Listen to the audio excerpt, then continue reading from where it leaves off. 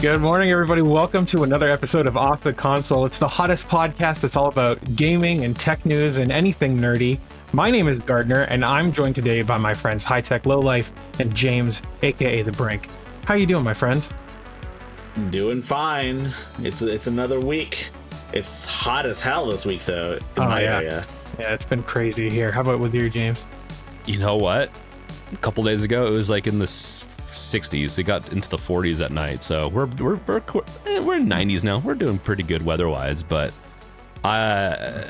fever, like I'm in like a fever dream state because of all the gaming I've been playing last week. But we'll get into that in a little bit. Absolutely. This week, we're going to be talking about the Stop Killing Games initiative, which might be dead. We're going to talk about Xbox layoffs. We're going to talk about all kinds of stuff. Mario Kart World, the Fedora 32-bit drama, all of this and more today. So before we get into it, though, we like to start the show off with what we've been playing or working on this week. James, what have you been playing this week? Expedition 33, and I'm almost done. I know I've been saying that for a while. I get stuck on a game for a little bit, and especially this type of game where I've put 70 hours into it now. It's been a while since I put this much time into a game, and like in the last week, probably 40. So it's one of those things where you just sit down and play for 8 hours, and you kind of, I don't know, kind of lose track of time and yourself. So pretty good. It's a fun game. So much extra content than I was led on to believe, because a lot of people are like, oh yeah, you can beat it in this much time. Like, well, there's a lot of content. So yeah, it sounds like it's kind of a big investment. You've been playing it for over a month at this point. It doesn't have to be. I'm a completionist. Once I start playing a game, I put 200 hours into Witcher 3 with all the DLCs and everything, just because I completed pretty much everything. Nice. Yeah. Very hyper-focusing. nice. Yeah. High Tech, what have you been up to? So I started a new Gacha game, unrelated to one of the topics that we may or may not be covering today, but I started a new Gacha game with my bro. It's called Ethereum Restart, and I know there's some misgivings about Gacha and the monetary systems and whatnot. I just want to say that I'm immune to the FOMO, so I have no issues with playing as a free-to-player. And I can also manipulate my Gacha luck a little bit, so I can get the best characters for free. Nice. Did they get you? No, I'm not a hacker or anything. I know. I'm just born lucky. Anyways, but aside from that, though, I've been looking to see what Steam sale games I want to get. Something that I might have missed out on, or maybe some hidden gems that are like 80 to 90% off. Mm-hmm. Have you found anything interesting? I was thinking about getting Expedition 33 finally. It's like 10% off. Yeah. I mean, it's worth it at any price. Yeah. If anyone has recommendations for games we should pick up in this summer sale, let us know in the comments. Yes, please. We're on YouTube, and we're also on the Fediverse, so you can leave us a comment any way that you have. Yes, and we're aiming to hit 1,000 subs by the end of this year on YouTube. That's right. Yes. Yes. I think we can blow past it, but it's only with the support of the audience that we can do that. Cool. And I've been playing nothing. I've been working very, very hard the last week. I haven't had any time for games, which kind of sucks. Damn. But I just did a complete refresh of my company's website. So I was showing these guys earlier. It's really, really neat. If you want to show it to the audience, you can. Oh, yeah. Let's do that real quick.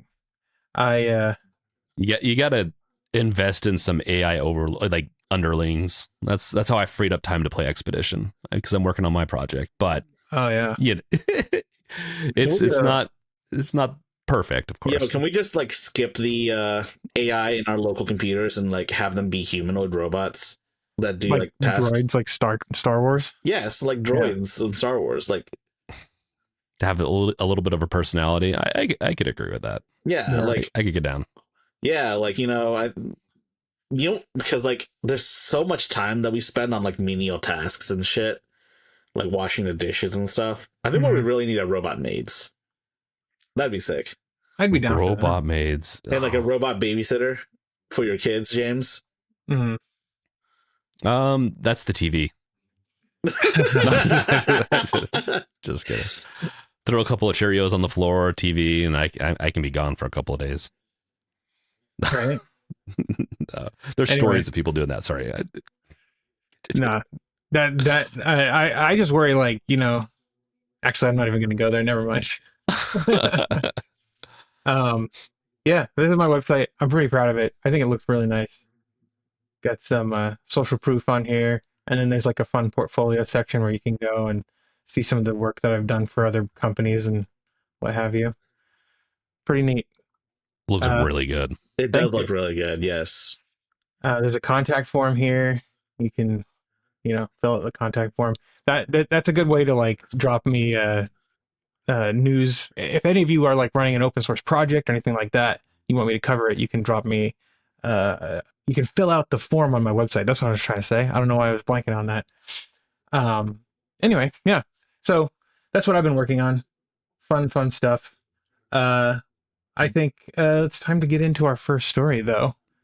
We get the Stop Killing Games Might Be Dead. High Tech, what is this all about? So, for those who don't know, the Stop Killing Games movement is a very simple movement. This, like, essentially...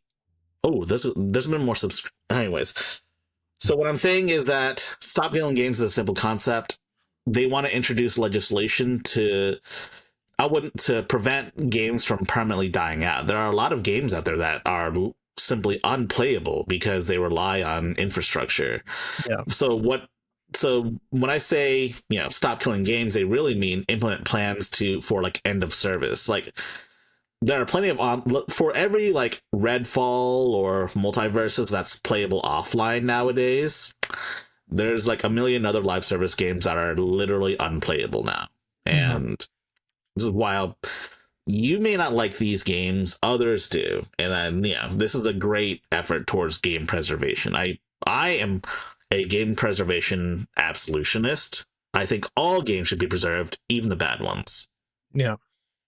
I agree with that. Honestly, we really need to have this, and it doesn't. We don't need to put like a financial burden on the companies. We just need to force them, like, hey, if you're going to not support this anymore, you need to either at least open up a way so that people can still play it, or release at least some of the software so that someone else can implement it. Yeah, to be more open source. Yes, I think the simplest thing is to just have legislation in place that says if you're going to make an online only game, you need to have a plan in place from day zero on how, when you retire the game, when you retire your own services, that game can still be played by people who bought it. Yes. So, for example, the two games I mentioned do have plans in place. In fact, they've already been implemented. Like Redfall was a game Microsoft released. It was meant to be a live service game, but it didn't do so well. And critically speaking, they didn't do so well either. So, but and that entire studio got laid off too, I think. But yeah, so there is a silver lining though. They did make the game offline playable in case you actually liked Redfall. It's not a bad game. It's just it needed 2 more years of work. That's what's so shocking, is that it's actually has a lot of original ideas and artwork and all that. It just needed more time. Another game that we also like to talk about is Multiverses. So remember how I was ranting about how, oh, you didn't buy all the characters, you can't play all the characters. So it turns out I was wrong. Turns out all the characters are unlocked when you play offline. So yeah, so you can play the game if you have it in your library. I think it's been delisted. Can one of you guys check? Yeah, Multiverses has been delisted. I don't know for certain because I have the game. I have the game in my library, so I can't like exactly check it myself.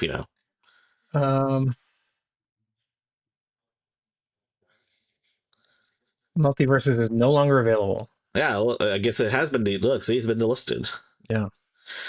So, as I was saying, it's certainly possible to make these games playable offline. I know, like, WoW would probably be a different story if, say, World of Warcraft were to die off. I don't know how possible it would be for someone to like effectively make a offline version of WoW, given that a lot of the activities are multiplayer, right? Mhm. Like there's raids and shit. Yeah. Well, I was just gonna say, like, it doesn't have to be that if the company retires their services, then the game has to be made playable offline. Like, it could be that they're like, okay, we're done supporting the like official WoW servers, so here's the server netcode, and you guys can do whatever you want with it. Yeah, like private servers. Yeah, exactly, private servers. So just either open it up. They could even still have it trademarked or whatever they want, copyright, whatever they want, but open it up to where you could at least launch your own private server. And that's how they're gonna have to do World of Warcraft when they finally retire it, because that'd be a clusterfuck if they didn't. So, I think one thing that we should consider here, though, is like, if let's say that I don't know how World of Warcraft works, but I know that there are a lot of games that have characters that you can buy, or DLC cosmetics and stuff like that. One of the things that should be accounted for here is that you retain that, your purchases are still honored after it goes open or whatever. If that's like making everything available to everyone, or if it's like there's some way of validating your purchases after they close down their servers. I think it would have to be the first option, because I don't think they're like, I'm sure making a validation server would probably be a lot less, like a lot more cost effective than like having a whole game server. But at the same time, though, I think if they're not actively selling these microtransactions anymore or running the game, then I see no harm in making all of these cosmetics and whatnot available to everyone. Even if you piss off like the whale that spent like thousands of dollars in the game, right? Like, fuck those guys, to be honest.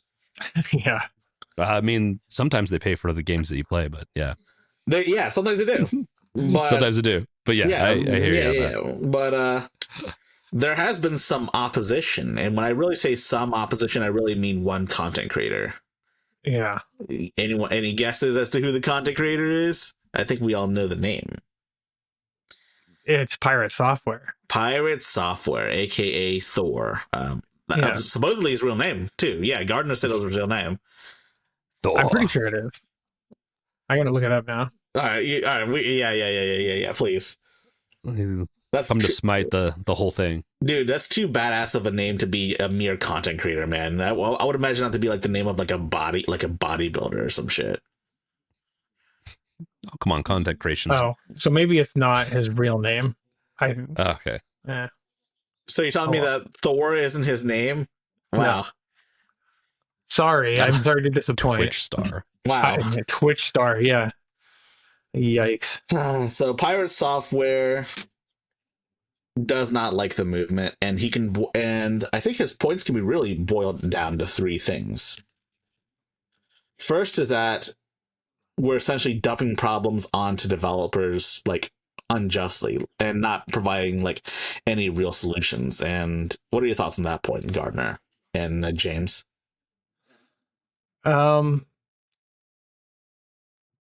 Well, I don't know. Keep going with his points, because I think I have one point that will sum up, like, answer all of his problems with it. He says it's too broad and doesn't have solutions. That's one thing. Sure. It creates legal and technical burdens that most indie studios can't afford. And three, his like main point is that it creates unrealistic expectations for online games. I'm sure there's more points to it, but honestly, I can't stand to watch him for like another minute. I'm not a fan.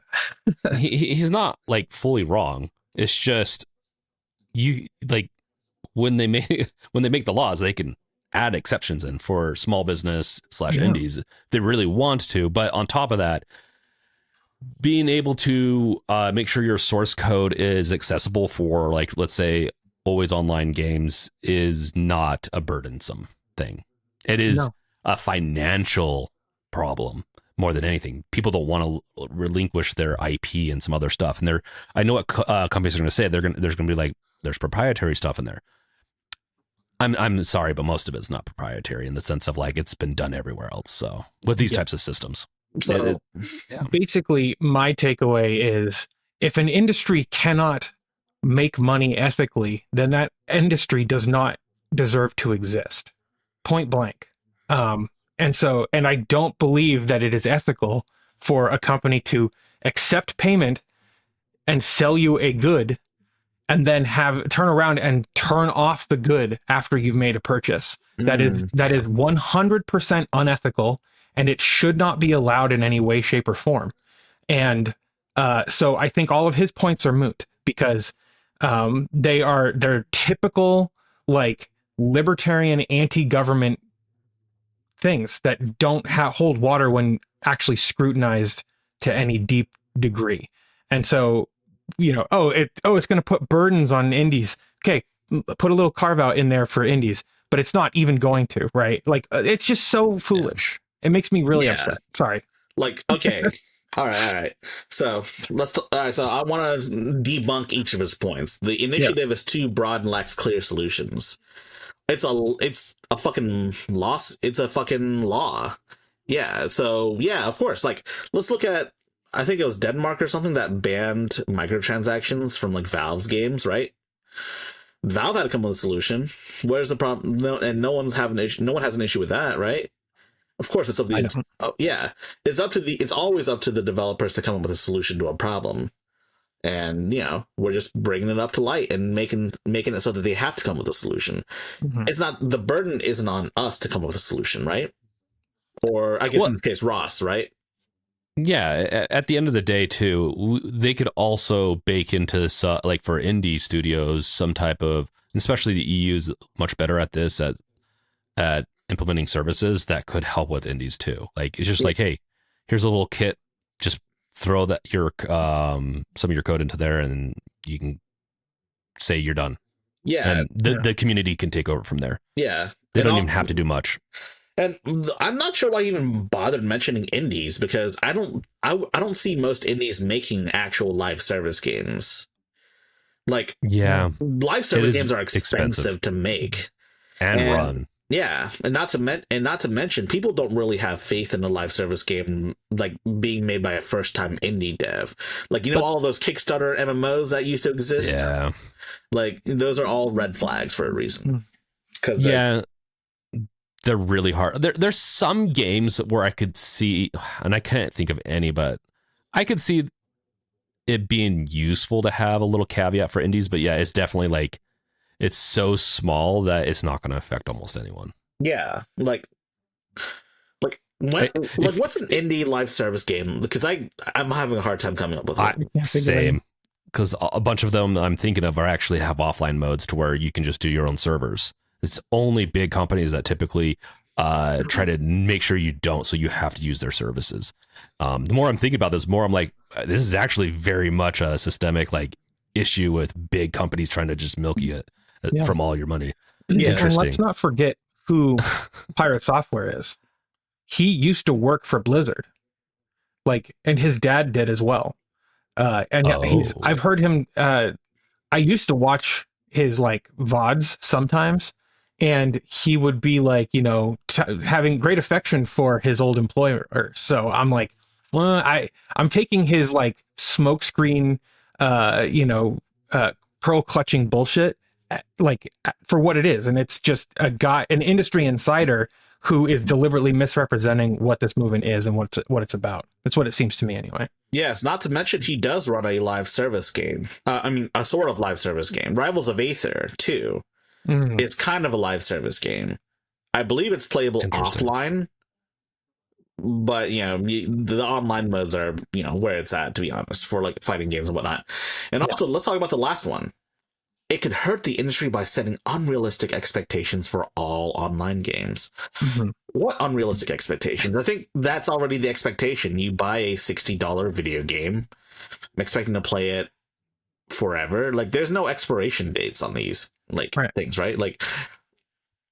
Yeah, and what he's saying there is it's unrealistic for you to expect to own the things you buy, which is bullshit. It's a dangerous path, and at the bare minimum, it's just, it's not much of an expectation. We've already mentioned, like, it doesn't honestly take that much, especially for these big companies, to make sure that it is at least opened enough to where you can run your own private server.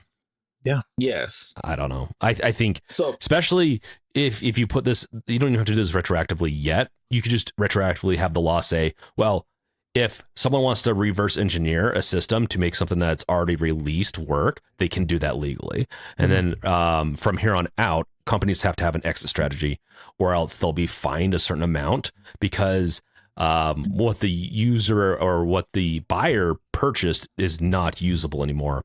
I think is very reasonable way to do this.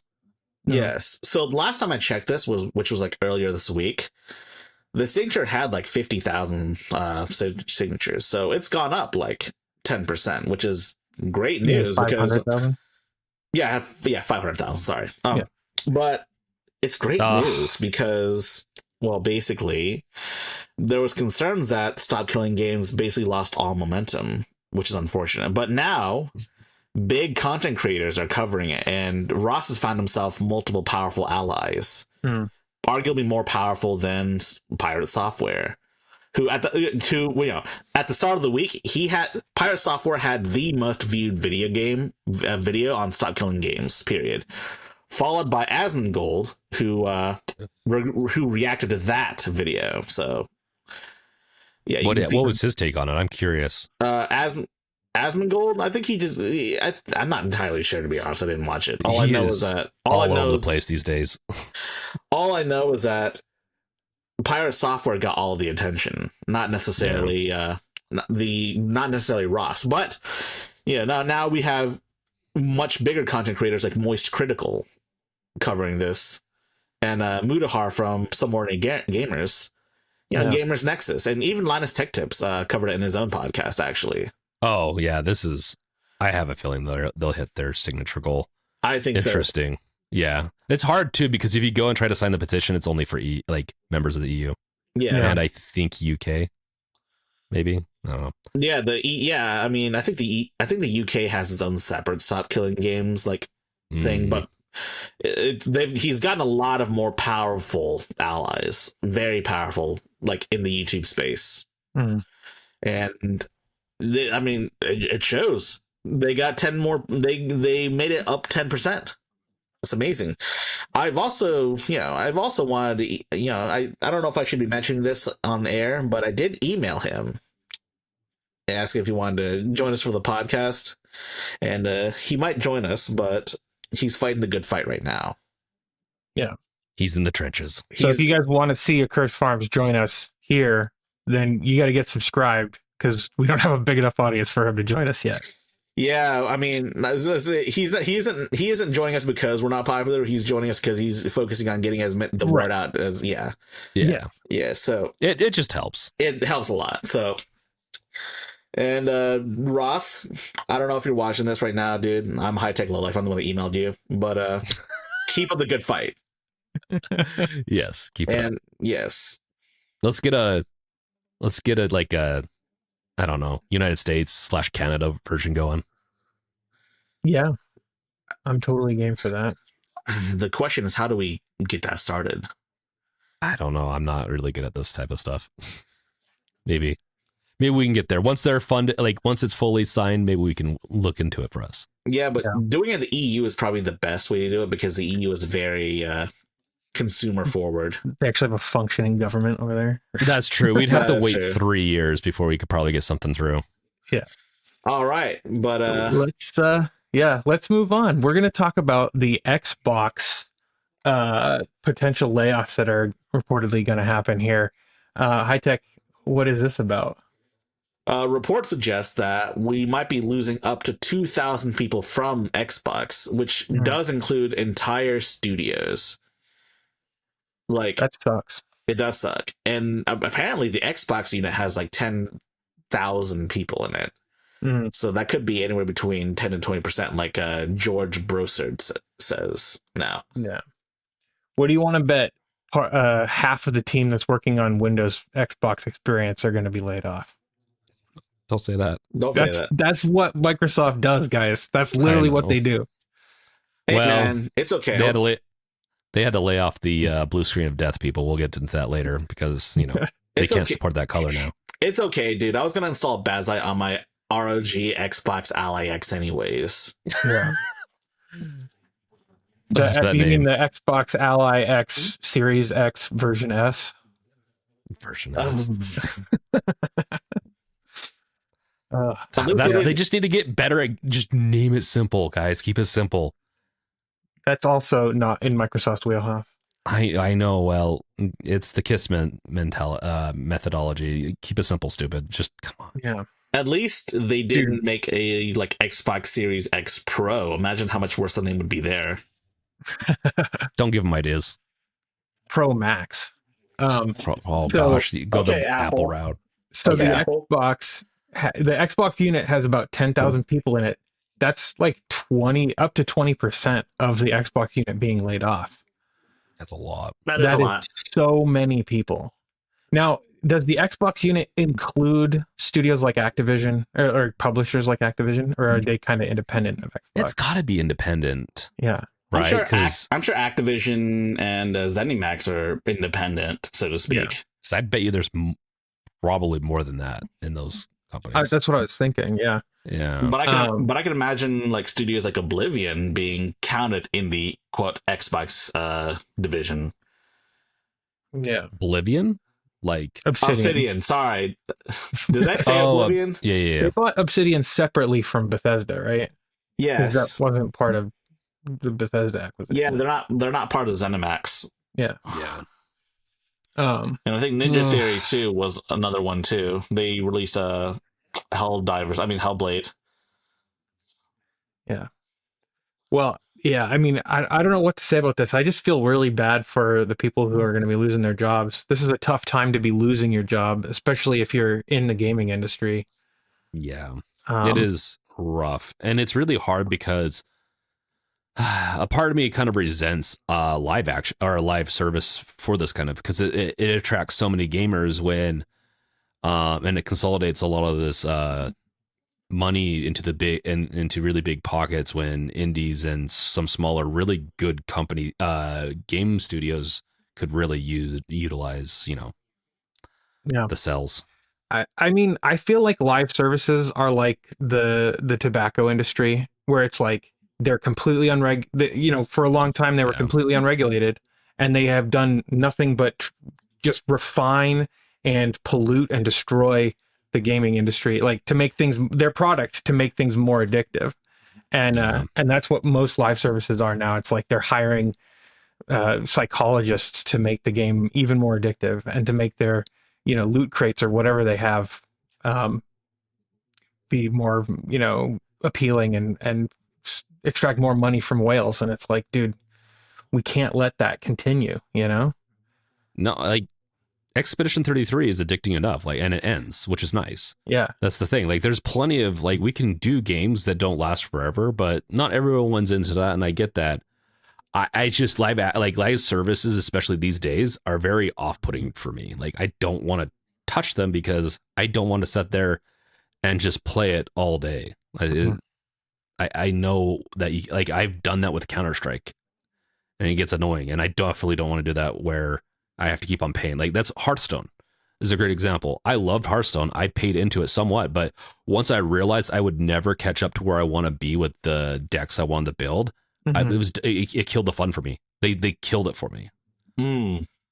Ugh. But obviously not for everyone, because I don't know how much Hearthstone makes now, but they were making billions they were making about $1 billion every year. They're in their heyday. So I mean, that's crazy. That's crazy. There's no way those developers were getting paid well enough for that. It just trickles up. I hate it. Yeah. I really want. Just the game industry is it's a very both artistic and very fun. It just has very different realm, and I'd like to see it treated less like a business. But unfortunately, in order to make games, you need to make money. So, interestingly, Rant over. Bloomberg says this is the fourth big layoff at Xbox in the last 18 months. Yeah. They had 3 major cuts last year and the closure of several subsidiaries.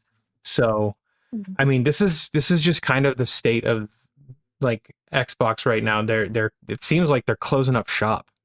I think they're rebranding really heavily. Yeah. And so I could see them continuing to go this route, and then maybe they'll still rehire. And this is how big companies do it anyways, when they're like, well, instead of trying to find you new jobs, we're just going to lay you off with a severance, and then and then it looks good on the books, even though they technically lose more money. And then they'll hire some of these people back. I wouldn't be shocked, but it is not like, if you're thinking about going into the gaming industry, just know that be prepared to be, potentially laid off all the time, and it's very stressful, and it does affect the games. Yeah. So yeah, it seems like Microsoft is starting to realize that maybe the games industry is a little too volatile and a little less profitable than imagined. I mean, a lot of people really go into the games industry thinking on a profit, like, oh, if we just do this and that, we'll be profitable, right? But obviously that's almost, I wouldn't say almost, it's not really the case usually. Like, it's profitable. It really is profitable. You just got to be good at it. Yeah, like any other thing. You just got to be good. Well, what I'm saying is, you can't go into the games industry with a profit like mind. You have to be really willing to make games, and it's just these execs, they don't understand. Like, it's very rare to find CEOs of companies that actually play their games. Like, does Bobby Kotick still work at EA? I mean, Activision? No? Well, I don't think so. All right, well, I doubt he ever played a video. Well, actually, no, that's not true. He founded Activision, and they were founded. Didn't. Did he not? I thought he did. No. Activision was founded by the guy that did Showbiz Pizza. Oh, shit. Well, what's his name? I'm looking it up now. Anyways, Microsoft. I am concerned though, because what happens when Microsoft leaves the game industry? Because I don't think I don't think they're going to leave, but the console industry. Here's the thing. Microsoft is like, they don't want to be running Windows anymore. They don't want to be doing like consumer facing products anymore, because there's way more money in the business to business software stuff. There's way more money in it, and Xbox is exclusively consumer facing. So it's like I'm looking at the writing on the wall, and I'm saying, like, Microsoft's never been like the number one in the console market, right? They've always been at like number 2 or number 3, and it's like, so they're not making a ton of money, not what they could be for less investment in other industries. And I just don't see how Microsoft is going to continue doing this when they could be making more money selling Office 365 and Teams to companies that want that kind of stuff. Well, I mean, that's why these big companies are so big. Like, they have multi revenue streams, and so they either need to break off, like we talked about, I think a week or two ago, and just like, okay, Xbox is its own entity now, and let it be profit, like try to go for its profit and not worry about other departments. But you got to have especially with these big companies, you got to have multifaceted products and stuff. Like, I shouldn't say multifaceted, but you have to have multiple products. Are we still thinking that Microsoft is going to leave the console market? Remember how everything? Remember how everything's an Xbox? Are we still thinking that Microsoft's just gonna not make Xboxes anymore? I think that's the case. I think they're going to go to a very branded, like, they're a brand instead of building consoles. I definitely believe that. That's what we'll see with the handheld. The Xbox handheld, how it does, I think will partially determine this. But they're also working with Meta to make an Xbox Meta headset, right? Like, that was like a year ago, I think. The Quest box. So What I'm concerned about, though, is what happens when Microsoft leaves the dedicated console market. Because the last time we had two competitors in the console market was Nintendo and Sega all those years ago. And then Sony joined the market, and then things haven't been the same since then. There's always been three people. Heck, when Sega left, guess what company joined the fray after Sega? Like right after Sega left? Microsoft. Mm-hmm. So there's always been at least three per generation. See, what I would like to see is Perifractic's Commodore come in with a new console. I don't know if you've heard about that. No, I haven't. So, do you know the YouTuber Perifractic? I'm afraid not, no. Oh, well, so a YouTuber just bought Commodore, like the brand. Whoa. And and he's teasing some really interesting stuff. He hasn't announced anything like concrete yet in terms of like a hardware product, but I would really like to see an Amiga games console that's running like modern stuff. I would love to see something like that. So like that would be so weird. Yeah, that would be. What would a modern Amiga be? Just like a regular gaming PC at this point? But no, like, dude. I mean, like it wouldn't use x86. That's for damn sure. It would use something else, and be exotic and be cool. Exotic, dude. I mean, exotic meaning like, you know, maybe RISC V or something. It wouldn't use like an ARM or CPU, I don't think, or x86. That's a little too out there for me, Gardner. But I'll be cautious. I'll be cautiously optimistic for you. I'm just curious as to how much it'll cost us. That kind of brings us to our next story. Sony is facing lawsuits in the EU. Is that right, or is it? It's a lawsuit in whatever country this is. The Netherlands. The Netherlands. Yeah.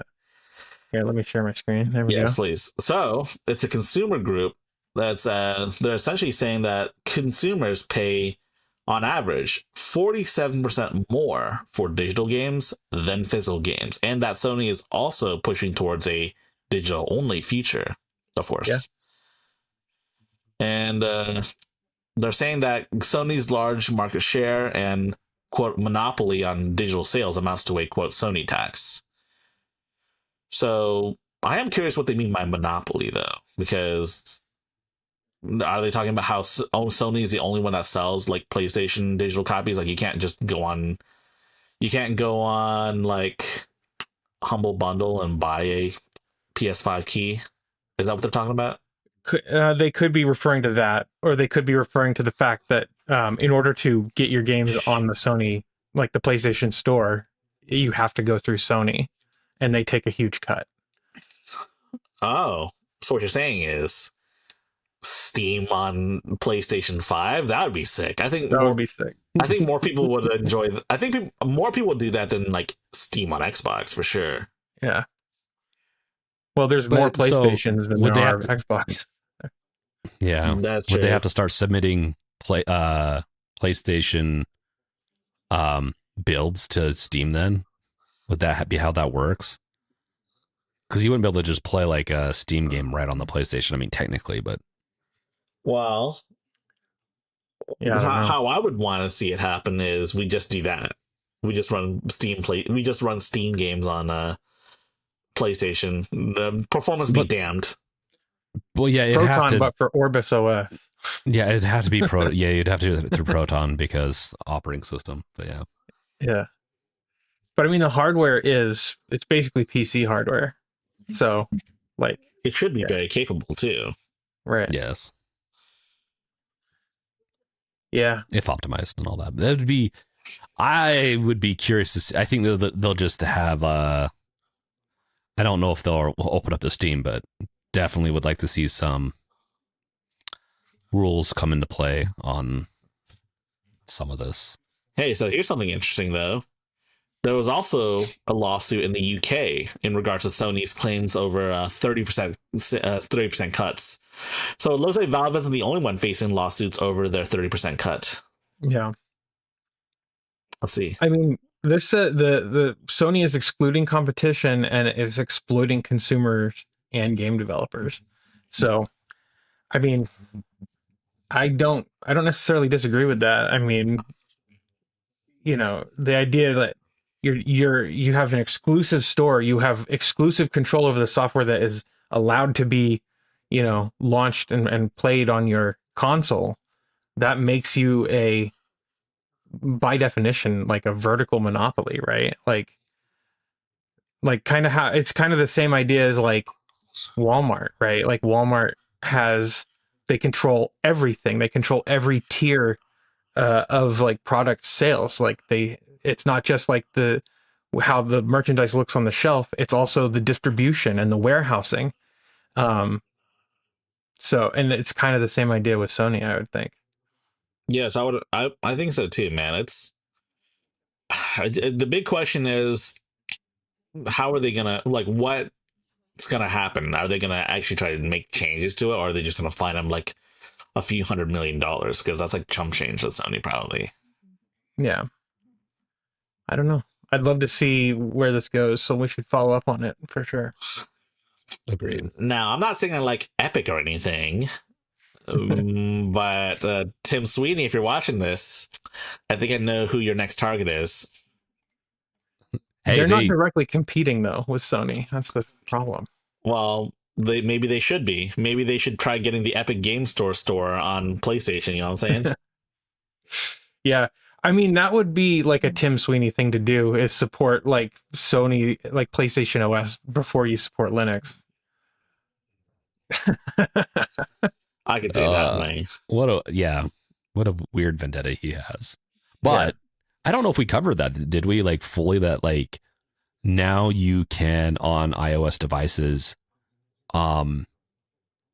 you can like navigate the user to a separate page to charge to them instead of having to use the iOS store. I think that whole thing went through. So yeah, right. High tech. You just had a little spasm. Yeah. No, it's my avatar. Sometimes it does that. Like sometimes it makes it look like I have lazy eye on my right eye when I don't. Yeah, I wasn't sure if you were just going like that or not. Yeah, so it's kind of unwieldy sometimes. Yeah, have you seen some? If you look at some of the like really detailed ones, they're crazy, and they're also equally crazy expensive too. Like, oh yeah, I've seen people spend like $5,000 on like their Vtuber model. Wow. Is that like a 3D model or is it like a sprite based? So there's this engine called Live 2D, which this is sprite based, but essentially Live 2D can be used to make 2D like as long as you like do the layers and stuff, from what I understand, and rig the bones and whatnot, you can effectively make 2D animations from what would be still images. It's a whole process I don't fully understand myself, to be honest. But yeah. So you basically need two people. You need a artist, and you need a what they call a rigger, which is like a puppeteer essentially. Yeah, it's an interesting one. Yeah, but I thought it would be fun if James and I also had a VTuber model for an episode. I don't know how. Would that be expensive or something? I feel like we talked about that a few months ago, and yeah. Well, I'll still go with the one I was talking about. Well, they do have like, I think they do have like generic ones you can use. You wouldn't have a unique design or anything, but you could be a generic one. I'm game. Awesome. We can discuss this in a future episode. Agreed. Let's do it. Cool. So let's talk about this one here. What's going on with Ready or Not development here? They're getting censored apparently. So Ready or Not is a SWAT simulator of sorts, and it's pretty disturbing. Like some of the cases you see are pretty disturbing, including one like. So each case is like its own separate thing, but some cases lead into other cases, and there are some like truly like controversial, like truly like awful things you see. and they're toning down some of the gore and some of the nudity and some of the imagery revolving children, I should say. That's any good. there wasn't any actual like imagery of that kind, but just implications of it happening because you're busting a ring of sorts. Yeah. Wow. So there is some controversy. Well, namely, two reasons. First and foremost is that they're trying to prepping for a console release, and the game's been on PC for a while. So in theory, they could maintain two different versions, but one, they say that it needs to be the same for crossplay purposes, and two, maintaining two different versions of a game just isn't super feasible. And it's supposedly not just like a texture change too. So they list some of the stuff down here that if you go down and scroll down, you can see some of the stuff they've changed. That's fun. Nudity, explicit representation of violence, console content change conclusion. So one case has you busting a streamer, and that begins a whole like myth arc of you trying to bust a CP ring in the game. Yikes. It's crazy. It's crazy shit, man. Some people aren't thrilled about the censorship due to just censorship being censorship bad. You know what I'm saying, right? Yeah, but at the same time, though, some of it is kind of egregious, like the violence. Yeah, it's hard one. I like regulations for certain things, but yeah, like they've been trying to regulate violence in video games for a while, and if it was up to certain lawmakers, we wouldn't have Grand Theft Auto, period. But there are some limits. Like the children thing definitely is a limit, but if it's just described, I don't. Are you going to ban books at that point? Because books do talk about some of that stuff. Yeah, I mean, I'm reluctant to call it censorship for a few reasons. First of all, this is like because of like age rating stuff, which is private, like it's not done by the government, or at least not the whatever it's called. I'm blanking on the name. ESRB, yeah. Let's see if it is the ESRB or not. Well, they mentioned the ESRB, PEGI, PEGI, USK. Yeah. Okay. So those are, I believe, government agencies. But it also sounds like they were doing this for the first party, like publishers, or not publishers, first party partners, meaning Xbox and PlayStation and Nintendo. So I don't know. And they're doing it voluntarily, right? Like this isn't like them being like, we're being forced to do this. So I don't know. Yeah, if they really wanted it, they could just have a separate version on the PC and just put a couple flags in there for when they're building. Like, don't get me wrong, it's not fun to support two different builds, but they could do it. But it sounds like they're fine simplifying it. And they're also saying that because it's not just a simple texture change, they're having issues with crossplay since this game is supposed to be multiplayer, and you can because it's a SWAT simulator basically. Yeah, I hear the game's actually really good though. Yeah, I've seen some stuff on it, but I don't know, man. I had never swatting heard of and it. content creators doesn't go well together. Yeah. Okay. All right. Yeah. Well, if one of us gets swatted during this podcast, should we keep it in the episode? No. Yes. Maybe. For me, but it's not going to happen. Yeah, it probably isn't going to happen. It's kind of like how Linus Tech Tip says if he dies on camera, he expects them to monetize it. Yeah. Hey, you know what? I can respect it. I could respect it too. Yeah, if it's SWAT, it's one thing. If it's ICE, definitely keep it in the video.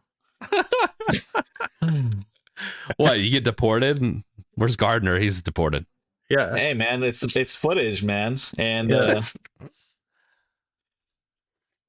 I don't know, man. It's a crazy situation overall. yeah. I don't know. Nintendo. They updated Mario Kart World, and they removed like a feature that people liked. What's up with this? So it's not a feature; it's more of a workaround because people really don't. All right, so Mario Kart has a bunch of tracks that are basically just intermissions between different tracks too, right? Okay. So the big feature is the new open world, and while the actual free roaming feature kind of sucks, there are multiple quote unquote tracks that involve you driving from one course to another as well, and people really don't like those courses. Mm-hmm. And so basically, what people would do was they would just select random select, and oh yeah, so you get a choice between you get a choice here, and you get to choose. And generally speaking, these choices tend to be the intermission courses, whereas random select will not choose any of these three that are listed here. And random select gives you a good chance of getting the traditional 3-lap courses.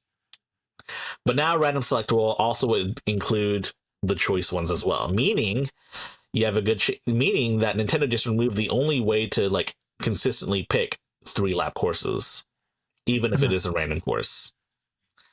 And people really don't like it. I know it's a stupid thing to complain about, but like it's stupid. But when you're building software, and games are software, you try to listen to your users on especially stuff like this. If it's a fundamental change, okay, but come on, just let them skip it. Yeah. Yeah, so Nintendo really wants you to play those intermission courses. It just sounds like a control issue. It's Nintendo. What do you expect? Yeah. I want to see some. So this was like highlighted in a Reset Era post. I want to see what the comments say though. Look, so look. If you see here, these are all the courses that people voted on, and as you can see here, most and sometimes everyone would pick random because they really don't like the intermission courses. Yeah. And I kind of don't either, to be honest. I haven't played that, so I don't know. Look, people are saying they're glad they decided to wait on picking up a Switch 2. And they apparently ruined online play. Yeah. They legitimately low-key completely ruined online now. So Nintendo has never done a good online experience ever, have they? I can't think of one they've done online that wasn't like Pokemon. Well, no, Pokemon Go wasn't developed by Nintendo, so no. Yeah. No, I don't think they have. Yeah. I mean, my only experience with Nintendo Online is Mario Kart Wii, and that was awful. Like, it was just full of people cheating. To be fair, though, the Wii was like one of the most hacked systems ever. Of course, yeah. But still, it was ridiculous. I don't know. Maybe just don't play online games. Or maybe just don't play. So you can play this offline, and you still get the option to select courses like manually instead of randomly selecting courses too. It's just an online only thing, which is some bullshit for some reason. Like, yeah, I understand. This is gonna make me sound like an absolute boomer, but I understand playing a game online with like your friends. But as far as I understand it, Nintendo Online doesn't really let you do that, right? Like, you're basically pitted against just strangers. I think you can party up with your friends, but I think, but you are mostly playing against strangers. I think. Yeah, I just don't understand that. I don't get it. I'd rather play games against the CPU or my friends who are sitting on the sofa next to me. Yeah, I'm not a fan of, and it may make me a boomer too, but I think it's just a millennial thing. Is I don't like to sit down and play online especially these types of games. These are couch games. You play them with people in person or just against AI. Yeah, I'm kind of the same way too, though I'm a little more lenient because I do a lot of fighting games online. Of course, it's a bit of a different story than playing with 23 other players in Mario Kart. It's a little Right. more intimate because I get to personally destroy them, and I get to let them know that. But playing fighting games offline is always a better experience. If you're not someone that's into fighting games, or maybe you want to learn fighting games, then there's always something called locals. You get to go to your fighting game community local area, play some games there. Heck, you can even go there and try out some new games, because I'm pretty sure someone's probably going to bring like one of the newer games if a new one ever releases. Mm. The only thing you need to do is maybe bring a controller of sorts. And it's a good way to learn fighting games and play with people in your community. It's better Yeah. in person too, because then you can see them cry. Is that really what it is, high tech? You can just see your opponent cry. Yes, and also, no matter how good the netcode gets, playing offline is just always going to be better, especially for execution-heavy games like fighting games, Yeah. where you need frame-perfect reactions almost. Yeah. Yeah. Yeah. Yeah. Playing. Man, I've played a fighting games in my day, and I just can't imagine like playing a fighting game and losing because of like rollback, or something. Like, oh my god, that would make me so mad. I've seen it happen too. I've seen it happen. The netcode's gotten a lot better in recent years, but offline play is still the way to go. Personally speaking, that's why tournaments are generally offline. That's why you have to travel to Las Vegas to go to the biggest fighting game tournament of the year. Right. James could do that. I could do that. James could do that. He could be the next Evo champion. He'd have to face against all the Japanese gods like Tokido or Daigo, or Western demons like Justin Wong. I couldn't. My wrists get tired enough playing just Expedition. That's where Fight Six come into play. Honestly, But I still don't. Yeah, maybe. I'm too old. That's like you have to be 15 years old, I guess, nowadays to. dude, all the compete in video Japanese games. gods are like in their 50s now, or 40s now, or 30s Really? now. They're still kicking ass. I mean, Melee's best players are like they tend to be older, but there are now younger players coming up and playing. Like, Interesting. taking I'm over. just thinking of, I guess, I've- FPSs, which is what I usually play online. Yeah, that's fair. That's fair. So, how about this story? Steam is dealing with a bunch of potentially stolen games that are flooding it from itch.io. What's going on here? So, for those who don't know, itch.io is a website where you can publish your games, and also other stuff too. It's probably not a great. It's probably not a great description. Gardner can probably give a better description since he has an itch.io website. Yeah, I mean, itch is a platform for indie games to be published. Yes, It's very simple to get your game on there. You just make an account and then upload it. Upload your build. But it's also like it's full of games, and they also do lots of what are they called? Game jams, right? Like you can host a game jam on there, and so you get tons and tons of submissions from people, and so there's a lot of content, and it's ready to be stolen. yeah. So the thing with itch.io is that they generally speaking, like not a lot of big indies or even really big use itch.io, even though I believe you get 100% of the profits, correct? Or is it like not 100%? I don't believe itch takes a cut. I think the only thing is the payment processor takes a cut. Wait, so how does itch make money to keep the website up? You donate to them. Oh, Let me log in. I'll just make sure. I could be wrong about that. but yeah, itch.io is full of small developers that they're making games as a hobby, and maybe they're selling them for like $5 a pop, or maybe they're not even selling them at all. There's plenty of games out there that aren't being sold at all, and people can just apparently download them and upload them to Steam, and then they make way more money on Steam because Steam's a much bigger store.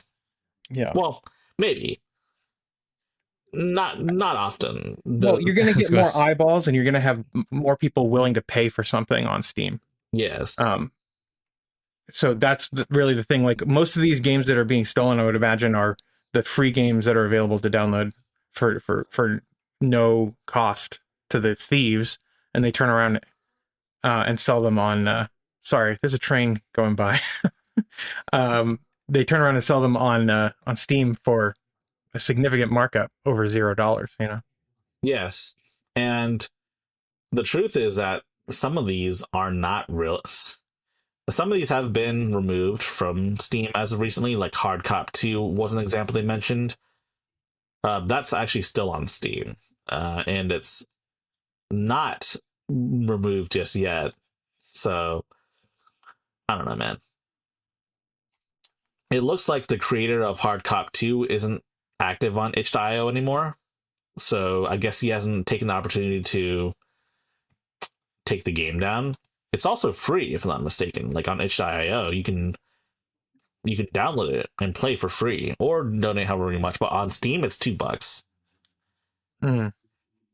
So not only does Steam have a bunch of crap, it's because let's be honest, not all itch.io games are made equally, and most of them are kind of not great, in my opinion.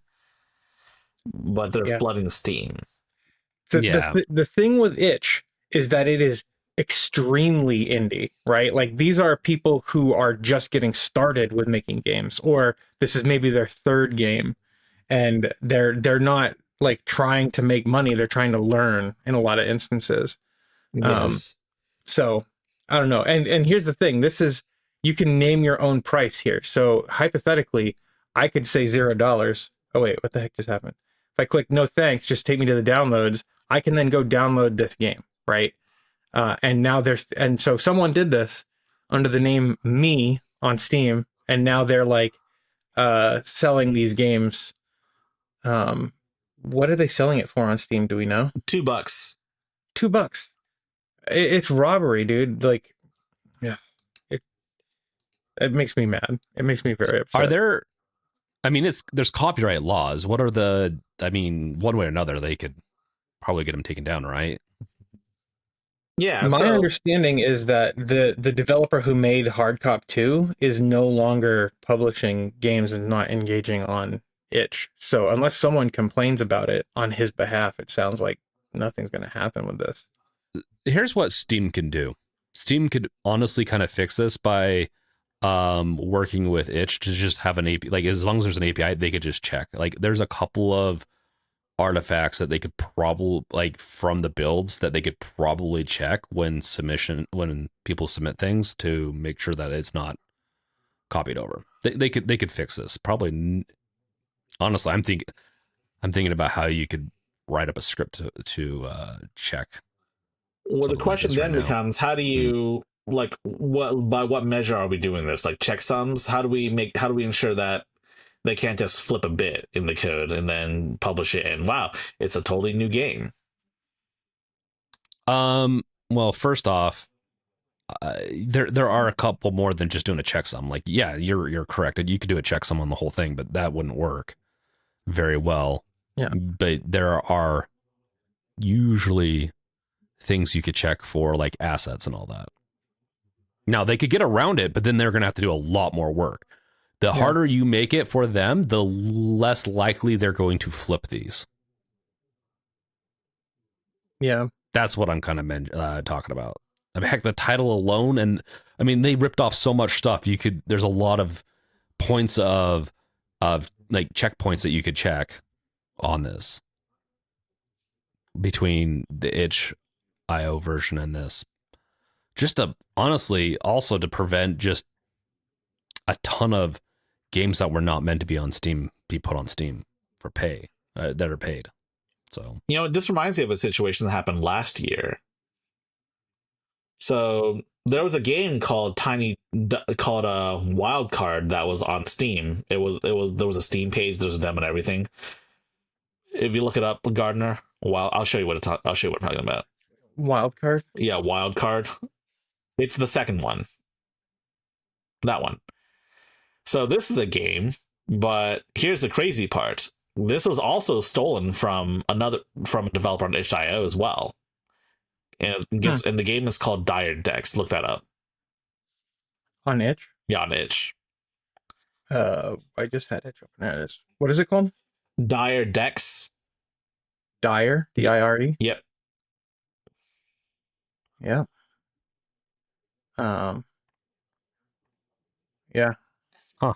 And it's available Actually to play looks for kinda cool. free here, which is So obviously, Wildcard isn't out, but there's a good chance that he probably. actually that's quite fun. Yeah, this looks really cool. But this is the kind of stuff you'll find on itch, right? You're not going to find stuff like this on Steam, or at least you're not going to. Yeah, I don't know. Sorry, I'm playing this game now. Oh, you're playing this? I thought it was a demo. Nice. No, I'm playing right now, dude. Nice. Yeah, so it's a roguelike deck builder. I covered this a while back. Of course, Terry what's his face never released the game. Terry Brash, I think his name was. Huh, I don't that's know. unfortunate because that's pretty cool. No, but the actual game itself is on itch.io, and you can play it. Yeah, like this is I'm fully playing right now. Yeah, this is like a fully realized game. This is the rest of the podcast. Dude, this is can you guys hear the sound effects? Yeah. Yeah. Like it's just like it feels really good to play. Dude. You heard it here, folks. Gardner gave this game his Oof. Oh. Oh my god. Oh no, you're gonna die, Gardner. No. Oh. Dude, this is great. Anyway, sorry. All right, I'm done. Oh, he did. Yeah, that's really, really fun. Check it out. It's available on their itch page. I'll put a link in the show notes and we'll add it to the. Yes, do it. That's really cool. You made it to level 3. Yeah. Okay, that's in the show notes now. So you'll find a link in the show notes for that. Cool. What were we talking about? I'm sorry. We were talking about stolen games. Yeah. On So that was on Steam. Someone stole that. There's a Steam page. It's not released yet. There's a quote unquote demo. And it looks like they did more than just steal it. It looks like they made slight changes, but the game basically visually looks the same. Yeah. Oh, yeah.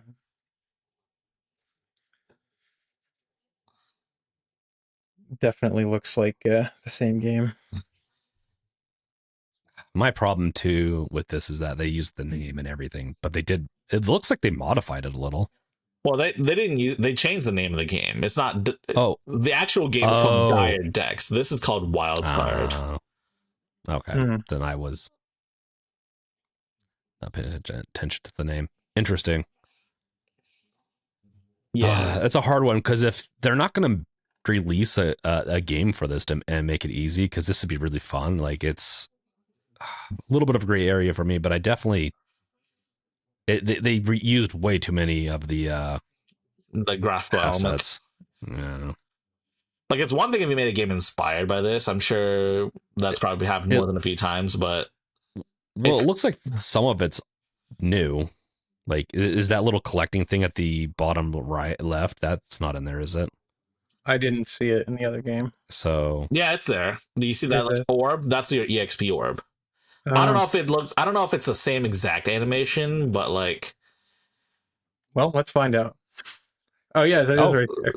It is right there. I just didn't see it being. This is just an excuse for Gardner to keep playing the game. This is quintessentially my kind of game. Like, but it doesn't get sucked down in there. Okay, they added some new stuff, but still. Yeah, I mean, it's quite literally stolen, but with some extra stuff. It's not the same person, unfortunately. Yeah. Ugh. Man, I don't. And the worst part is like the people who make the game might not even know that it's been stolen. or put on Steam. And so it's like, how are they supposed to defend their stuff against that? No, they know. It was a big news story last year. Right, but I'm saying like the ones who Oh, are like getting these things ripped off guys. right now. Yeah, I wish we knew how to There's just so much of it that. Yeah. Like, have you ever heard of Google Trends or Google Notifications or something like that? Google Alerts. You can like put in certain things like Doodling's Arcade Sports Ball, and then anytime that phrase appears when Google's crawling your stuff, you'll get notified. Like you can put your own name in, and then you'll get notified if someone's mentioning you. Um, it's actually really neat. So if people, indie devs out there, put in the name of their game, they'll get like an email that says, "Hey, we just found this new thing on Steam here," or wherever they found it. So that's one way you could keep informed. Oh, that is good stuff. That is good stuff. Yeah. Um, yeah, but also I think Valve has is kind of responsible as well. Yeah. I mean, they did open the floodgates for all this stuff, and while yes, I think it's a good thing overall because imagine how much worse things were back in the day. Like you had to be a major publisher to get on Steam back then. Yeah. Like imagine if Balatro wasn't on Steam. That'd be crazy, right? Mm-hmm. There'd be no Next Fest either. That would be crazy. Yeah. Huh. At this point, though, I mean, I think it is probably a little too easy to get on Steam. I mean, it's like $100 investment, and you'll get it back when you make $100. Yeah.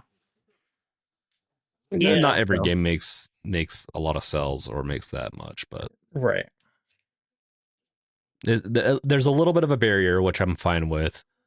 And then, but there's definitely, I don't know. It will be interesting to see like this theft. They definitely need to look into the theft. And I don't know, maybe it's just an automated system that at least helps a little bit more. But yeah. So heck, honestly, AI would probably do okay at detecting fraud from itch.io. I can see It's that. actually one of the places where it would do well is that pattern recognition. Yeah. I don't know. Yeah. But you know what? Steam Summer Sale just is going on. Speaking of like Steam festivals and stuff. Yeah. We got some interesting games. We talked about it a little bit earlier. But yeah, what games are you guys eyeing for the Summer Sale? I'm already playing a bunch with the Xbox Game Pass, but I do want to own them eventually, so I'm eyeing some of those. But like Space Marine 2 is definitely one on my list. Oh yeah, Space Marine 2 is on my list too. Yeah, heck, there's Ready or Not right there on mine. So maybe it's time for you to get into Ready or Not.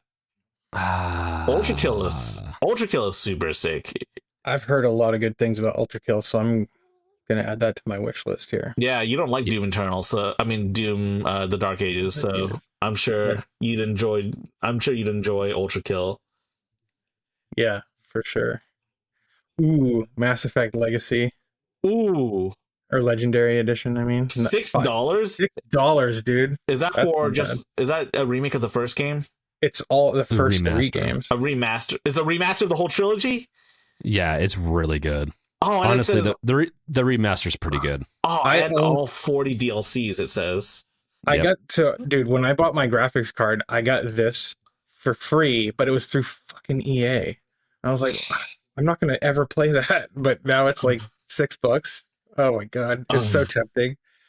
You know, it's a good game. Definitely. And lots of hours of play. Like I recommend it to anyone that can even stomach sci-fi.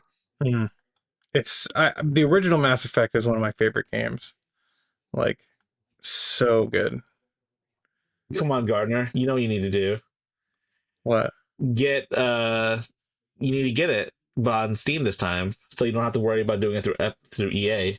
Yeah, I haven't played it through EA, so I probably will have to do this, even though it's Electronic Arts. But I don't know. They've actually been doing some cool stuff lately, so maybe that's how I'll justify buying it. Um, Yeah. what else? What else? What else? Any other? Noita's pretty cool, but it's like kind of weird and esoteric almost. Hmm. It's Oh a yeah, I've heard about this one. Like Ooh, everything's haste. destructible, right? yes, it's like those Falling Sand games. Yeah, It's like that. nice. Oh, I have a game that I want to recommend to people. I wonder if it's Dome Keeper. Have you guys played Dome Keeper? I have not. I have not. 60% off right now. This game is absolutely worth it. Um, so basically you play as the little Martian guy, and you have to like go down into the mines that you dig out. So you play as this little guy, and you dig out the areas and collect these resources and bring them back to your dome. And then you invest your resources into upgrades for your dome, because we quickly after you start playing, there you get waves of these enemies that come and attack your dome. So you have to defend it using the resources you collect, and it's so addictive. Oh no, this is my type of game. Yeah, Dude. I added it to my cart. Yeah. I'm gonna get a couple of them, and this is definitely like within a very reasonable price range. Oh shit. Huh. Yeah. Dome Keeper. You know what's a really good game though? What? Have you guys heard of a game called 100% Orange Juice? 100% orange juice? 100% Orange. Yes, that's the name of the game. Wow. Can I type for a second? 100% orange juice. I have not heard of this. It's like Mario Party. No. It's pretty sick actually, but it's like a okay, so it's like Mario Party, but there are no mini games though. But it's replaced with like a like a battle system and like a card system. It's insane though. Mm. Whoa, this is like 12 years old. It's like $1.92 or something too. Yeah. But there's a shitload of DLC characters because the game's really popular now. Well, I shouldn't say now, but this is just a trailer for Yeah. one of the characters. It looks pretty neat. One of the funniest characters is you can encounter a random seagull, and it can sometimes roll a 7, and it's like you could die if you miss your dodge rolls. It's awesome. That's funny. They call him Bird Jesus. Yeah. That's funny. Looks neat. James, you have any recommendations? Yeah, it's Haste. I really enjoyed it during what was the beginning of the year's Steam Fest. Mhm. Haste is that one where you just continually run. Oh, dude. That one's on sale. Oh, that is a really good one. Yes, I remember that. I haven't bought it yet, so I'm actually put it in my cart. I plan on getting that. Yeah, that looks really nice. Yeah. This looks like my kind of game. Yep, same. Like Yeah. I those types of games are kind of cozy for me, where they're just nice to sit back and just relax and do it. Just play. So definitely one I'm going to be getting. There's also another game I like that's also super duper cheap. It's called One Way Heroics. It's a roguelike, but like a traditional roguelike. Mm. And it's whack ass in Japanese. And it's really hard too. So it's like like those auto scrolling levels like in Mario where it goes to the right. Imagine that, but also a roguelike. Oh wow. And it's all I picked this game up and it was like 69 cents when I picked it up. It was even cheaper than Vampire Survivors, and it still is for the most part, to be honest. It's Metaphors on sale too. How much is this? It's $1.08. The DLC is more expensive than the game itself, to be honest. The plus, the One Week Hero Heroics Plus. Oh yeah. You could buy them. It's $2. Yeah. Neat. I kind of like the art style. It reminds me of what does it remind me of? Like a SNES, early SNES makes game. me think of Final Fantasy SNES or like early Final Fantasy. Yeah. Nice. Cool. we've got a few more stories. You want to move on? Yeah, let's move on. All right, here we go. Next on here. So All right. there's a gacha game called Blue Archive. Mm-hmm. And it's a typical gacha game. You unlock characters. They're students in a high school and they all have guns. And it's supposed to be released. It was supposed to be releasing on Steam the other day, but it's not on Steam. Mm-hmm. And they didn't give a reason why. There's just been a delay due to platform review processes. And visual novel gamers have been kind of upset with Valve because this has been the case for a while now. There was actually one game by the guys that made Steins Gate. I think you've heard of Steins Gate, right, James? Yeah, called Chaos Ted Noah, that was supposed to be released. It didn't get released on time. It almost didn't get released on time due to Valve's bullshit, but then backlash happened and Valve approved it. So there's been an interesting double standard with visual novels. I think a lot of it has to do with the fact that some of them include lolly type characters. Yeah, and that can cause issues, of course. But then sometimes we get games like Sex with Hitler that's on Steam. It's a real game, by the way. Gosh, yeah, we've done. Yeah, I don't understand how those games are allowed on Steam. I don't know. Well, over a lolly character is what you're talking about? Yes. I think sometimes that tends to be the case, but lollies are depicted as typically younger girls, but they're actually 3,000-year-old dragons kind of thing. That's the whole trope with that. And so I get it. Yeah. The lolly thing is a little weird, and so I definitely could see why they want to prevent that. I can see it. I can see them wanting to prevent that for actual hentai games. But this ain't hentai. Yeah. Yeah. Maybe it's because they're high schoolers with guns. I don't know. That is true. Well, if that's the case, there's a lot of Japanese games actually with high schoolers with guns have high schoolers with stuff like that. Yeah. I don't know what it is with Japanese, but they they're high schoolers. Persona has high schoolers with guns. Well, a gun, I think. Yeah, I think only one of them. Persona 3, they're not technically guns, they're technically evokers, but you shoot yourself much like a gun to summon your persona. Yeah. It is kind of weird. People have been clamoring for a Persona game set in college, but apparently, according to the Japanese, last I recall, college is very different there compared to here, because you don't get the crazy college parties and shit, not like you would in a college school like Radford or some shit. It's going to be much different than high school in Japan. It's not like they're partying in Japan and in high school. I don't know, to be honest. Honestly, I'd much prefer some of those games be set in a college age kind of setting, because it is weird to play as high schoolers sometimes. Even though I do like the Persona games and I've been playing them for years, as I'm getting older, I'm just like, this is weird. Well, someone made a Persona-esque game, but featuring young adults, and it hasn't been very well it hasn't done very well. It's called Y2K Yik. It could be the name. Interesting. Yeah, but I think that game had more problems than just being Persona, but for adults. In adult. Yeah. I don't know.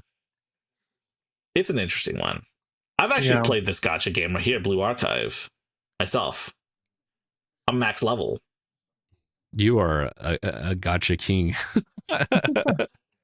Dude. Is this because of your RNG manipulation abilities? Yes, I have good RNG, you know how it is. Yeah. It just doesn't apply to anything that actually matters, like lottery tickets or anything like that. Unfortunately. No, have you tried?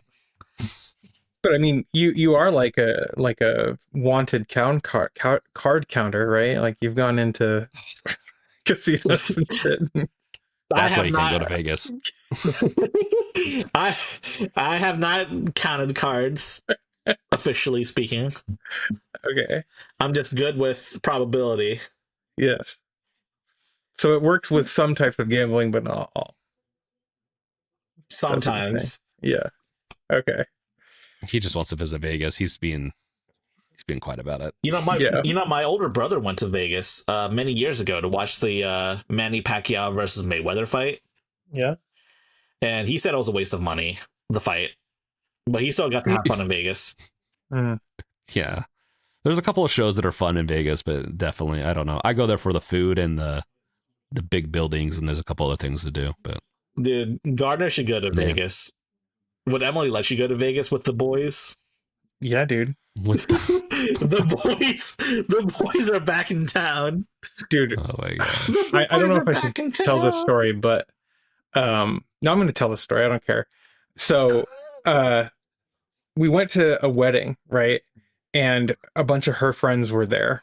Uh-oh. And one of her friends, her husband and her were like, it's 8:30, we're going to go to bed.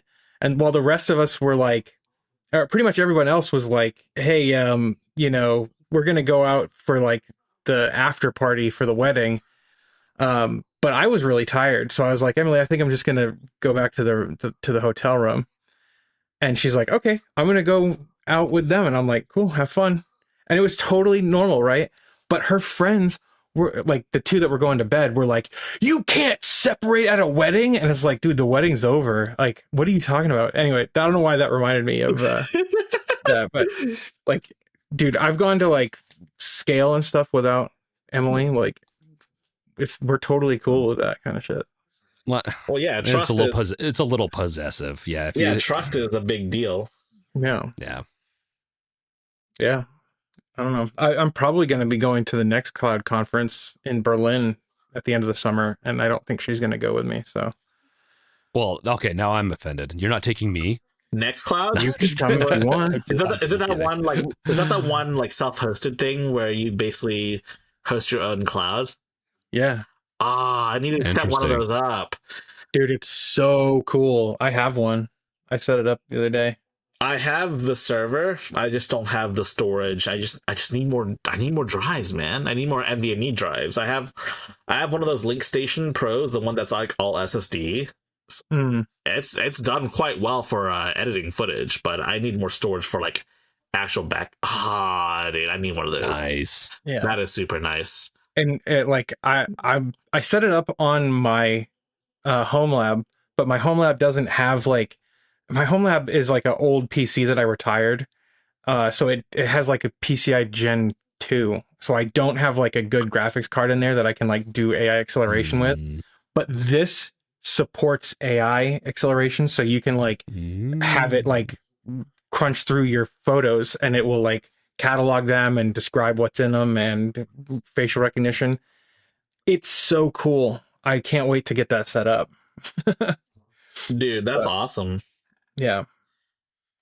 I'm a huge proponent of Nextcloud, so I think I'm going to go to their conference.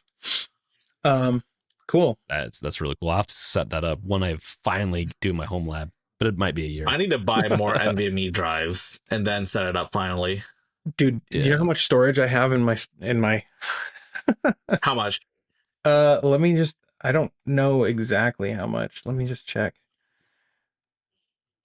Oh, it's not going to tell me right now. Here. It's too much storage. Dude, I have 12 terabyte drives in that machine. Ooh. And they're RAID. It's like in a RAID configuration. So I've lost a little bit of storage. I think I've lost 1.5 drives, but it's still like many terabytes. It's a lot. What do you use for your OS? Do you use Proxmox or Proxmox? Yeah. No. I used to have a Proxmox setup. Now I have an Unraid setup. I have 44 terabytes of usable space on that PC. Nice. Oh. Yes. I'll get there someday. And then I have 7.5 terabytes of storage on my NAS. Nice. Yeah. I'm And then 16 terabytes on another one. So I have a bunch of storage. I'm in dire need of storage for my videos. Yeah. Dude, I'll tell you, editing from like, so I also have a um Postgres server set up on my Homelab where I have all of my um DaVinci Resolve projects. So they're being stored on the Homelab versus on my PC. And then I have all of the footage on my NAS. So I'm literally, any PC in my house can edit any project that I've ever done without having to download anything. It's all done in my personal cloud. It's pretty cool. I need it. I'm jealous. I continue to use third-party services because I am going to get to my, like, I talked about doing a home lab, Yeah. but I've this website and getting back into doing more videos has kind of preoccupied my time for now, but it will come. Well, you know, Garner knows a guy. I know a guy. You know a guy, a home lab guy. Maybe he. Myself? What? You talking about me? No, I'm saying you know a home lab expert on the YouTubes. He might be able to help you out. You. Are you talking about are you talking about Wolfgang? Yeah, Yeah. You mentioned them earlier. That's why. Yeah. No, he's cool. We've done a few videos together. I it's more of a less I want to buy the equipment. I just haven't done it yet. Yeah. You know what I'm thinking about doing? This is like just totally off topic, but I'm thinking about taking this Minis Forum AI PC and using an eGPU on it, and then taking this PC, which has 128 gigabytes of RAM, and turning it into my primary home lab server. I mean, do it. I'm going to be going, like, my next project this year is I'm just waiting for more next gen hardware to drop, like the Legion Go 2. I'm really hoping the software is decent enough on there, but because I want to run Windows for my games for now. Well, I'll dual boot it. You can do Bazite. Yeah, I might dual boot it, but it's just because I've been playing more Xbox Game Pass. I'm sure I'll get out of that phase eventually this year, but right now I put all my funds into, like, any extra funds into my website / some other stuff that I'm doing. But I really think I'm going to be moving over to a handheld as my main gaming device and use an eGPU. I really like that. Was it the Fox that does it like that, or Yeah, the Fox does it like that. He doesn't have a big ass desktop anymore. He just uses his GPD when I forget which one, the latest one, whatever it is right now. But he uses that as his main PC, plugged into a 4090. Yep. I don't know if I'll go that high, but I'm definitely going to be getting an eGPU. I don't need to have the best graphics. I just need it to be a little better than the Steam Deck, or a lot. Well, I should say a little, but better than the Steam Deck and my ROG Ally. But I also want a bigger screen. That's it. Like, I just want a little bit bigger for some of these games, like playing Expedition 33 on the ROG Ally's 7-inch. It just wasn't quite good enough for me. I want an 8-inch. So then it's onto the home lab, because I really like that idea. What I'd like to do is have a like a virtual Bazite instance, like a VM of Bazite with a GPU pass through, and then be able to stream games locally and while away from home. That would be swift. And speaking of Bazite, what about Fedora? Have you guys heard about this? The Fedora 44 drama that occurred? I say drama, but it's in quotes. Honestly, this is news to me. It's Linux. It's always drama, right? Yeah. So essentially, Fedora wants to drop 32-bit multilib support, which means that they're going to stop building 32-bit packages for common libraries, and they're proposing to stop building them. And this would hit in Fedora 44, which is like a year-ish away. Basically, they would no longer support 32-bit applications, and that would mean that Steam, which is still 32-bit, would not be usable on Fedora 44, at least as a native package. There are workarounds for that. But that actually means would have some consequences for projects like Bazite, which ship Fedora. I'm sorry, they're based on Fedora, and they ship Steam as a native package. And if like the upstream isn't shipping the 32-bit libraries, then that would mean that they either have to do it themselves, or because they're a small team, it would really mean that they would have to just shut down Bazite and send users somewhere else. They don't want to do that. And so Kyle, I don't know how to pronounce his last name, Gospodinich, maybe? Said, it's Gospodinich. He told me that. Okay, yeah, so Gospodinich? Is that right? Yeah. He commented on this, and I don't know if I'll be able to find his comment, but he basically was like, hey, just so you know, we should not like hastily do this. We should kind of figure out a better way to do what you guys are trying to do. And essentially, they want to like free up their resources as a project, because building libraries twice, once as 32-bit and once as 64, requires a lot of work and testing to make sure things are good, functional, not going to crash. So they've actually come to what seems like a good compromise, where they're basically only going to package the necessary 32-bit libraries for Steam, and then let Steam's like Linux runtime handle the rest of it. Is this not the reason? I'm pretty sure this is the reason why Valve stopped supporting Mac OS for a while, right? Because they stopped supporting 32-bit applications, and I mean, I'm not sure why Valve doesn't update their thing to 64-bit. I'm super curious as to why that's the case. Yeah, so it's not super simple to port it over. Am I right, James? My understanding is that porting a game or anything from 32-bit to 64 isn't just setting a flag. Steam, like the Linux Steam library, shouldn't be that hard to port over. You lose a lot of support for games at that point.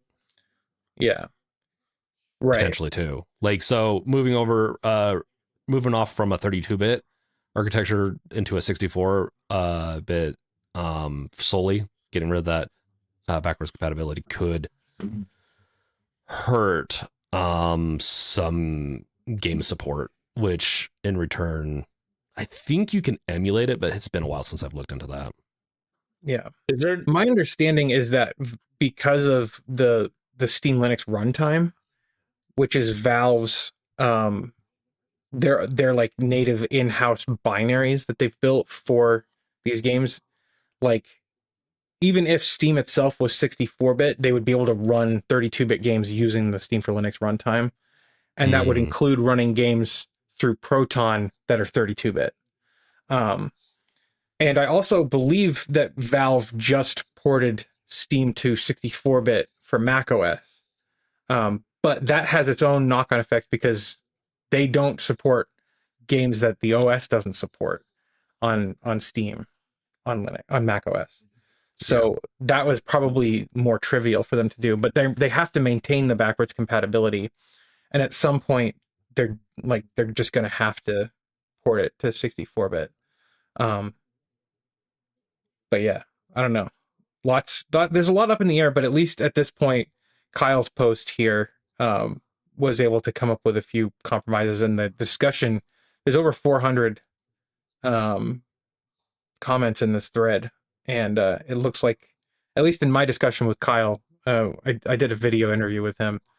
It seems like they're in a good place, and all of the doom and gloom headlines from the news outlets were not entirely truthful. They were just for clicks. So that's good that they're not fully killing off 32-bit support. But I do have one question though. Yeah. Would there be, so from my understanding, the only reason Proton works because there's a 32-bit version of Wine and a 64-bit version of Wine, correct? Yeah. So is there no way to make 32-bit applications run in the 64-bit, like through another compatibility layer of sorts?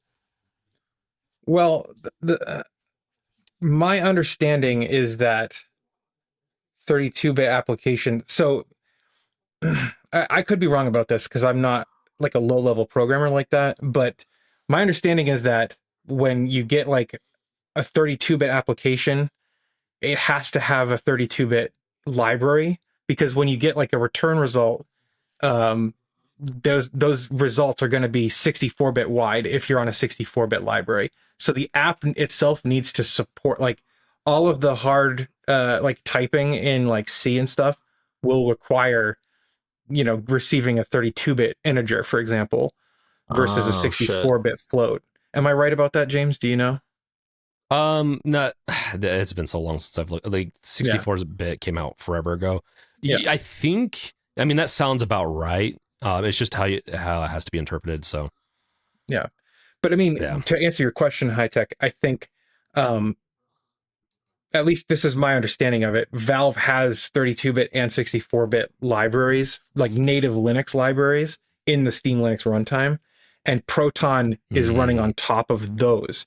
So as long as Valve is shipping a 64-bit version of Steam, then any distro that's not shipping their own 32-bit libraries, it will be fine for those games that are still 32-bit, because Valve's runtime is separate from the system libraries. So that would like be providing and develop, I guess, presumably developing their own 32-bit libraries for the purposes. They're building them, and games that are running through Steam typically are running against Steam's built-in libraries rather than your system libraries. So they're already doing that. Makes sense. Makes yeah. sense.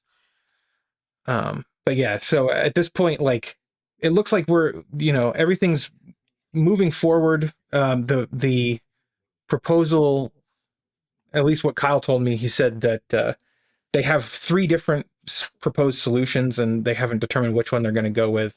But the most likely one is probably that Fedora is only going to be shipping the required libraries for Steam as 32-bit libraries. So yeah, pretty neat. And this was a huge deal, and a lot of people asked if I was going to talk about it. So I got Kyle on the line, and we did a video.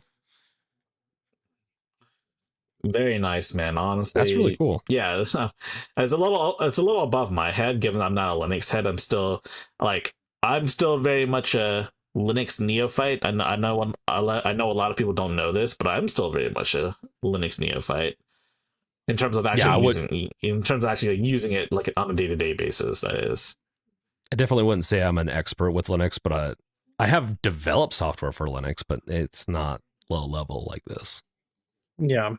This is honestly still like slightly above my head too. Like, I'm a web developer and I like Linux. So, but that's my overview, my understanding of what's going on here. But what isn't above any of our heads, I think, is the dreaded blue the blue screen of death. James, you submitted this story. Tell us what's going on. I submitted it. So a couple of notes from this article. Microsoft is replacing the traditional blue screen of death, a BSOD error message in Windows, with a new black screen of death design. The new BSOD will have a simplified black screen design, dropping the blue color frowning face and the QR code of the old BSOD. The new version will still provide information on top of the stop code and faulty system driver, allowing ID admins to more easily diagnose and all that other stuff. And it looks like part of it is the broader effort to improve the resiliency of Windows, especially after the CrowdStrike incident last year that left many Windows machines booting to BSOD. So it sounds like maybe that whole incident that just took down so much infrastructure is a little bit a part of this, but I don't think they had to get. I don't think they had to get rid of the blue part of it. It's just interesting that. Yeah, this is like basically just a visual change, and they also got rid of the QR code, which could have. I mean, if I remember correctly, the QR code is taking to a Microsoft page on that error, right? Yeah. So that was a genuinely helpful thing that they got rid of, in my opinion. They're adding some more information for diagnosing issues, but that's nice. They didn't have to remove everything else, though. There's definitely could have done both. It was just, this is a very weird, like nitpicky thing to do, to talk about, I guess, but it's like, it's the whole point of why is Windows focusing on this? That's kind of like what I'm bringing, like why I want to bring it up. Why are they so focused on the color? Well, I think that it's a PR thing. I mean, like with the CrowdStrike thing, that like people saw that and it inconvenienced them and pissed them off, right? So like tons of people were impacted by that. So I would imagine getting rid of the blue is going to make is their way of being a little bit more professional and less iconic, you know, like less memorable. Yeah, and not to mention they can still use the same acronym because it's black instead. Because it's, Yeah. Black screen of death. I actually do like this because this is somewhat of an improvement over the other one. The other one said the stop code though. But it didn't say what failed. You can search online for the error, how initialization failed. That is true. They definitely could have provided more information, but the thing is, the blue screen of death is iconic and it's been in the zeitgeist for decades now. So yeah, well, I mean, that's interesting. Just Microsoft is so good at making shitty software. Well, it's also the amount of people that use Windows is a big part of it too. I've had my MacBooks in the past. Honestly, this Mac Studio that I have does not crash, but we'll see. We'll give it time. The MacBooks though that were using like Intel CPUs, I think it honestly was a hardware issue, but I've had those crash and go to, I think, black screens. I've had Linux crash and go to black screens. So it's not like any other operating system is crash proof. It's just Windows is just a little bit extra at crashing. Yeah. Crash resilient. And at least the blue kind of gave me hope. Now, if it's black, I don't know. My soul is already black enough. I don't need more darkness. I don't know. It's a silly thing, but yeah. You've been playing too much Expedition 33. Oh, Expedition 33 is so much about art. I actually like just playing that alone. I'm like, maybe the French aren't that bad. I'm just, I'm kidding about that. You know, there's the whole thing that Americans don't like the French and stuff like that, even though they saved our asses multiple times. Dude, the French, like a French baguette. So good, man. Like, especially or French fries. God. No. Also Belgian. Yeah, that was the joke. Yeah, that's funny. No, but yeah. So, blue screen of death. I mean, I end up with a blue screen of death. Like Gardner, me and Gardner were talking about it. He ends up with one every week. Yeah, at least once a week. Wait, if I'm on Windows. Gardner, can you scroll down? I saw something very interesting. That's not related to the topic. Trump's big beautiful bill could mean slower Wi-Fi for you. What the fuck? Yeah. That's a very clickable title. Oh my god. The FCC to sell off as much as half of the spectrum used by the 6 gigahertz. Oh my god. What yeah, the that's fuck? right. No.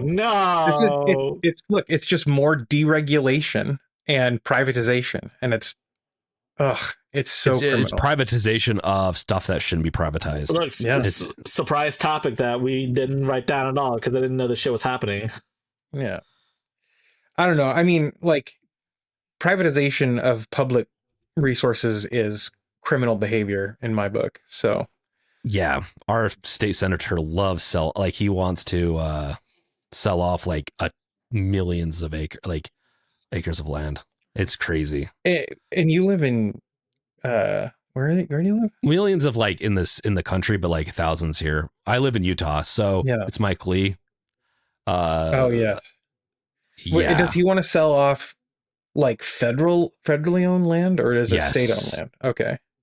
Federal owned land. So he proposed a bill, and this just reminds me of this, but where, you know, if he could, he'd privatize Zion National Park, which if you guys have never been, it's beautiful. And that's all I want is, you know, to pay $1,000 to get into Zion National Park. But this is the same kind of thing. Like, what's going to happen with these bans? And if they're selling off bands? Like, what does that mean? What does the article say?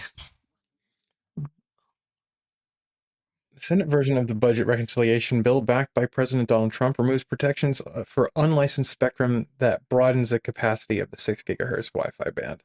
This could result in slower Wi-Fi speeds. Under the bill, which may be voted on at the end of the week, the FCC would sell off some of that spectrum to mobile carriers such as AT&T, which could use it to improve the speeds of their mobile data. No, don't give up our bands of fucking AT&T. And it would be fucking 5G stuff too. And like 5G is already shit. And so like adding in higher frequency bands would make it even more shit, like, and less reliable. It's going to also crowd that's why it's going to affect our Wi-Fi. It's going to crowd the bands. So yeah, more susceptibility to. Yeah. It's just more enshittification. The thing is, like, enshittification, the term was invented very recently, right? But like it is a tried and true method of like of business bros, ruining shit for everybody. Yeah, Microsoft used to have a saying, right? Embrace and extinguish. Yes. Sorry, I took that from you. It's all good, man. You expanded and extinguished his take. Yeah. But I mean, shit, man. Slower. Scroll down. There's got to be more than just them selling bands, right? Well, no, that's the big part of it, is that like the more you sell off the band of the frequencies and stuff like that, the more crowded it gets. It's just it gets more noise. More noise means you can drop packets, especially if you don't have good hardware to handle all this. Lawn mowing outside. So it says here that AT&T has no pressing need for additional spectrum. Yeah. They could want it to also because it's privatized. They could sell it off too. They could use it to like not sublease, but they could lease it out. So there's it's guaranteed these whoever proposed this into the bill is getting paid handsomely. Yes. See, could negatively affect the 6 gigahertz Wi-Fi band. Well, that's fucking great, man. I just bought a 6 gigahertz Wi-Fi router. Dude, the thing is, with higher frequency spectrum, you get more speed, right? But it travels. It's less reliable. Like you get lower range with higher frequency. Higher frequency can't pass through walls as well as lower frequency can. And then if you are also crowding in the 6 gigahertz or 7, whatever gigahertz range. If you're crowding that, then there's a higher noise floor, which means that signals need to be louder in order to be more reliable. And there's only what's the term? There's a limit to the amplitude of frequencies like this, or spectrum like this. So your salt rock lamp prevents the Wi-Fi signals from frying your brain, right? No. Yeah. Well, you know what I'm saying though. Like there's a threshold for what your microphones can pick up. There's a threshold for how loud your Wi-Fi antennas can pick up the Wi-Fi signal. And so if there's lots of more noise going on in spectrum that's adjacent here, you're just going to end up with shittier Wi-Fi signals. Yep. I mean, heck, if you go to a very busy, like let's say you go to a really busy event where there's thousands of people, your phone won't do as well because it crowds the bands and stuff. So, but that's just one part of the problem. I went to a concert last summer and my phone started getting really hot in my pocket because it was like constantly hopping radio channels to try and get an actual 4G signal or 5G signal up. And I was in Bangor, and it's like when lots of people get around, there's so much extra noise that it just makes it incredibly hard for your device to actually function. So I can't wait until they figure, like, they're going to sell it off somehow. And then for your Wi-Fi 6, you're going to have to pay like AT&T for permission to even use the band. I don't know. Like I'm worried about that.